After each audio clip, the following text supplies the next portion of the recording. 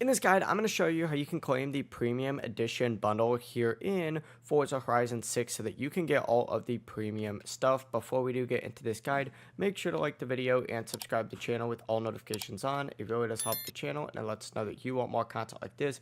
We'd greatly appreciate it. And if at any point throughout this guide you had any questions, just ask them down in the comment section below and we could help you out further. I'm going to be doing my best to reply to every single comment down there. First things first, open up the game, and you actually do need to open up the pause menu. So go ahead and open up the pause menu just like so.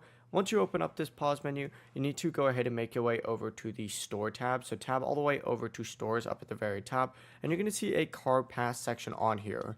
Open this up, you're going to see purchase options. Go ahead and select purchase options, and then of course go ahead and look for the Forza Horizon 6 Premium Upgrade Bundle once you proceed to the store. And it kind of depends on what platform you're actually on. I'm on Steam right now, so it's going to redirect me to a page that looks like this, where then I need to go to the store itself and scroll down where I'll see it on here.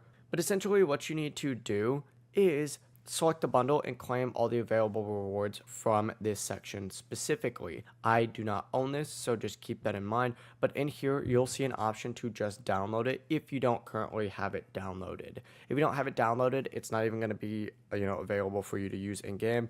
But it also includes your VIP membership, welcome packs, car packs, and other bonus items. That is it. If you guys had any questions, ask them down in the comment section below and we could help you out further. I'm going to be doing my best to reply to every single comment down there. Before you do leave this guide, make sure to like the video and subscribe to the channel with all notifications on. It really does help us out and it lets us know that you want more content like this. We'd greatly appreciate it. And if at any point throughout this guide you did have any questions, ask them down in the comment section below and we could help you out further. I'm going to be doing my best to reply to every single comment down there.